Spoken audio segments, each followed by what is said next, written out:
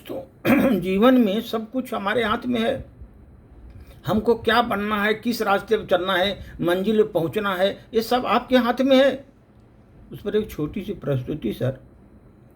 एक आदमी एक बार रेगिस्तान से निकलते समय अपने मन में बुदबुदा रहा था, कितनी बेकार जगह है, बिल्कुल हरियाली नहीं है, और भी हो कैसे सकती है, यहाँ तो पानी नहीं है, पानी का जगह जगह नामो निशान भी नहीं है कहीं भी। तपती रेत में वो जैसे जैसे आगे बढ़ रहा था, उसका गुस्सा बढ़ते ही जा रहा था। अंत में वो आसमान की तरफ देखा, झल्लाते हुए बोला, क्या भगवान, आप यहाँ पानी क्यों नहीं देते? अगर यहाँ पानी होता तो कोई भी यहाँ पेड़ पौधे उगा सकता था, और अब तो ये जगह अब तक कितनी खूबसूरत बन जाती है जगह। ऐसा बोल करके वो आसमान की तरफ देखता रहा, मानो भगवान के उत्तर की प्रतीक्षा कर रहा हो। तभी एक चमत्कार हुआ। नजर झुकते उसके सामने एक कुआं नजर आया। जैसे उसने नजर नीचे किया, एक सामने कुआं नजर आया। वह उस इलाकों में बरसों से आ जा रहा था, पर आज तक उसे वहां पर कोई कुआं नहीं दिखाई दिया। आश्चर्य पड़ गया और दौड़कर कुएं के पास गया। कुआं पानी से लबालब भरा हुआ था।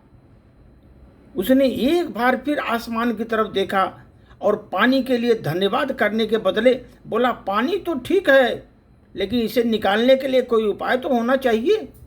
कुआं भरा हुआ है, उसका पानी निकालने कोई उपाय तो होना चाहिए। इतना कहना था कि उसे कुएं के बगल में पड़ी एक रस्सी और बाल्टी भी दिखाई दी।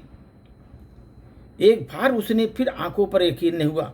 कुछ घबराहट के साथ उसने आसमान की तरफ बोला, लेकिन मैं क्या पानी ढोऊंगा कैसे?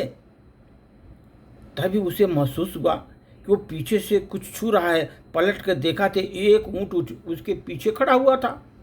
वो आदमी एकदम चकरा गया, घबरा गया। उसे लगता था कि कहीं वो रेगिस्तान की हरियाली लाने के लिए काम में तो नहीं फंस जाए। इस बार तो आसमान की तरफ देखे बिना तेज कदमों से आगे ही बढ़ने लगा। उसने 2-4 कदम आगे बढ़ाया था कि उड़ता हुआ कागज का एक टुकड़ा उससे आकर चिपक गया। उस टुकड़े पर लिखा हुआ था, मैंने तुम्हें पानी दिया, बाल्टी दी, रस्सी दी, पानी ढोने का साधन भी दिया। अब तुम्हारे पास वो हर चीज है जो तुम्हें रेगिस्तान को हरा भरा बनाने के लिए चाहिए। अब सब कुछ तुम्हारे हाथ में है। वो चिट्ठी में लिखा था सर। आदमी एक क्षण के लिए थोड़ा रुका और अगले ही पल आगे बढ़ गया, और रेगिस्तान कभी हरा भरा नहीं बन सकता, ऐसा बोलकर आगे बढ़ गया।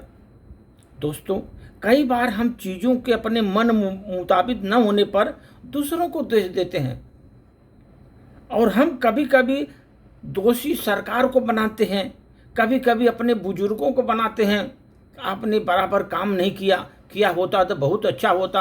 हम अपने बुजुर्गों को दोषी ठहराते हैं, कभी कभी अपने कंपनी को, कभी कभी अपने भगवान को दोषी ठहराते हैं। इस दोषारोपण के चक्कर में हम आवश्यक चीज को अनदेखा कर देते हैं कि एक इंसान होने के नाते हम में वो शक्ति है कि हम सभी अपने सपनों को स्वयं साकार कर सकते हैं, अपने सपनों को स्वयं साकार कर सकते हैं।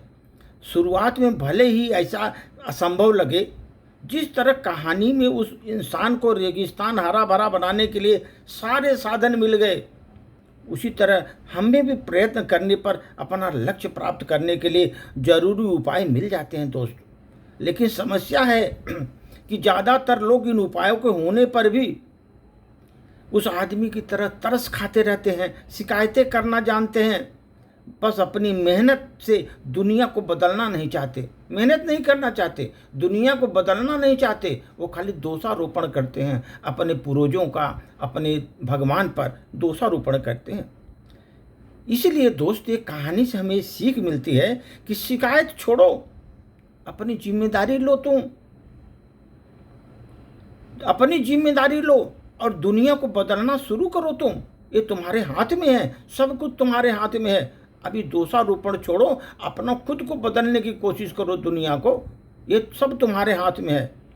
दोस्तों ये देखो, दुनिया में दोष देना, आलोचना करना, गलती खोजना, शिकायत करना, ये सभी नकारात्मक आदतें हैं, निगेटिव थिंकिंग है आदतें आदमी की। जो आदमी दोष देता है, आलोचना करता है, किसी में गलती खोजता है, शिकायत किसी से करता है, सभी निगेटिव थिंग्स हैं। आप समझ लीजिए, नकारात्मक आदतें हैं।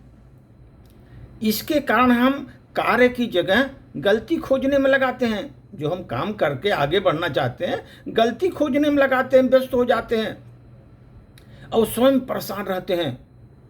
अगर आप सकारात्मक उपाय पर लक्ष्य केंद्रित करेंगे, पॉजिटिव थिंकिंग, उस पर उपाय पर अगर आप लक्ष्य केंद्रित करेंगी, तो हम बोलते हैं सर सफलता 100% मिलेगी और खुशी भी रहेंगे आप। सफलता तो मिलेगी और आप खुश रहेंगे। इसलिए हमेशा सकारात्मक उपाय को पर अपने लक्ष्य पर केंद्रित करिए और सफलता मिलनी ही मिलनी है। आपको सकारात्मक होना है पहले। धन्यवाद।